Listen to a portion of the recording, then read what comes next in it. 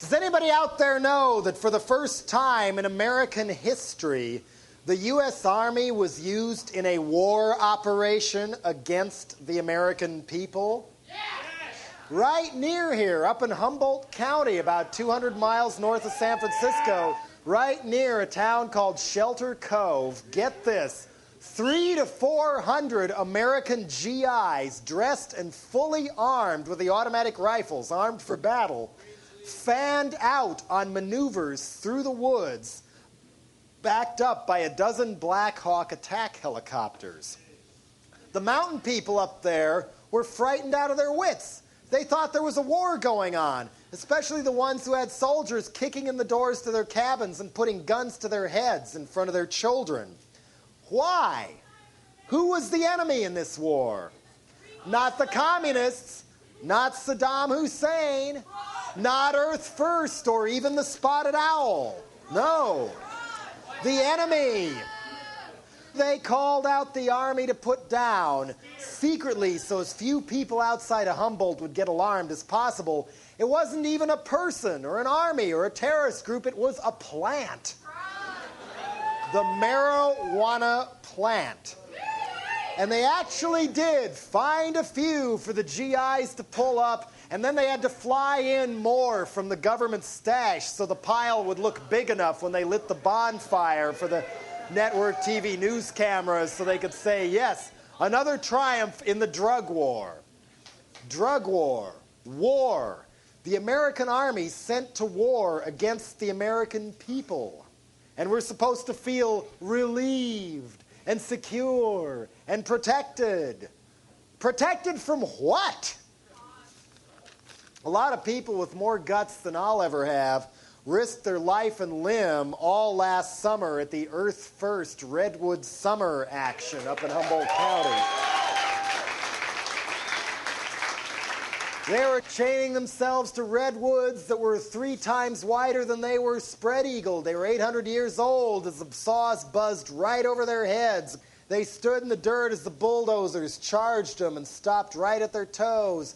Or people waved clubs at them, charged them with logging trucks, shotguns, you name it. All to try and save some of the last unspoiled virgin forest we have left anywhere in this country from being chopped down and made into toilet paper, TV guides, and the Weekly World News.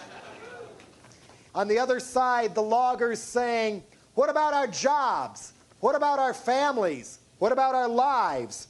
You needed wood and cardboard to make those protest signs. We need fuel. We need paper. It's almost gone. Where are we going to get more? The answer for centuries has been right under our nose. Grow more pot.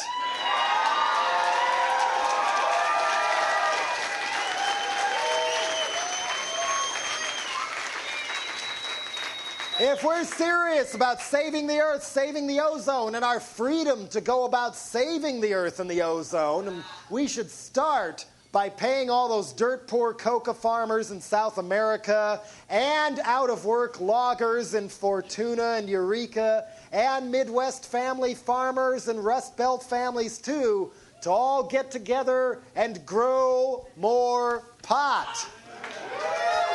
Why? Get ready for this. There's a book out. It's called The Emperor Wears No Clothes. The author's name is Jack Harrar. It's published by Queen of Clubs. I think there's ads for it in High Times or Normal, National Organization for Reform of Marijuana Laws. They could direct you to one, I'm sure. And in this book, among other places, it is written, before the 20th century, the marijuana plant provided almost all the world's paper, all the world's clothing and textiles, and almost all the world's rope. According to none other than the U.S. Department of Agriculture, you can make 4 times as much paper from an acre of marijuana hemp plants as you can from an acre of trees. And instead of chopping down all the redwoods in Humboldt County and turning Northern California and Oregon and Washington into Appalachia or the Sahara Desert, if you do it with hemp plants, you can just grow another crop a few months later and make more paper. at 1/4 the cost of making paper from wood pulp and only 1/5 the pollution. The ancient Romans knew this and grew it. Henry VIII made each farmer in Old England grow their share because they knew if you want the strongest natural fiber there is, you all got to do your part for the king and grow more pot. And we did, too. Guess what Levi jeans were originally made out of? And guess what American flags used to be made out of?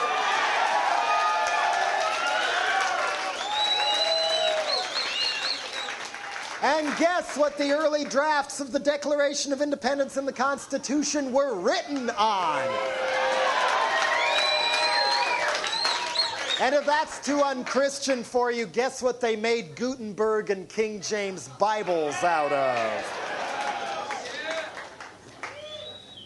Guess what you can use to power a car? You can get at least 4 times as much cellulose to make gasohol or methanol from hemp stems as you can from a corn stalk, which along with solar energy would be a great way to avoid dying for oil in Saudi Arabia. In the 20s and 30s, most American cars and farm machinery had the option of running on gas or on methanol. Most racing cars still do run on methanol. And George Washington and Thomas Jefferson grew cannabis on their plantations and smoked it too. In the 1760s in the American colonies, you could even be jailed for not growing pot, because that was part of the key to become economically independent from Britain. Hemp was legal tender in America, a substitute for money from 1630 clear up until the early 1800s. And hemp seeds are a great source of protein, better than soybeans, and it's cheaper than soybeans too. Or so says the U.S. Department of Agriculture. Marijuana is legal for medical use in 34 states. Used to treat glaucoma and pain caused by cancer. You can digest more protein out of a hemp seed than a soybean seed. It's even shown some signs of being able to combat herpes.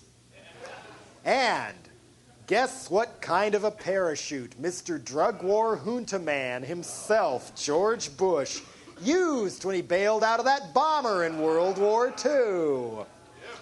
Hemp was illegal by then, but farmers were briefly ordered to grow it again in this country for the war effort and all, and the U.S. Army had their own stash all along in the colonies and the Philippines. So, how did everything get turned around so damn bad? Doesn't it strike you as a little dumb that we burn oil and choke ourselves and chop down all our trees and ruin innocent people's lives by branding them criminals and throwing them in jails or sending them off to drug camps or taking all their property and selling it before they're brought to trial, in the process making crack and heroin cheaper and easier to get than pot? Why do we do this when we don't have to? Meanwhile, the police chief of L.A., Daryl Gates, gets front-page approval for telling a U.S. Senate committee that pot smokers should be shot on sight. Because smoking pot is treason, because after all, it's illegal. Why was marijuana cracked down on?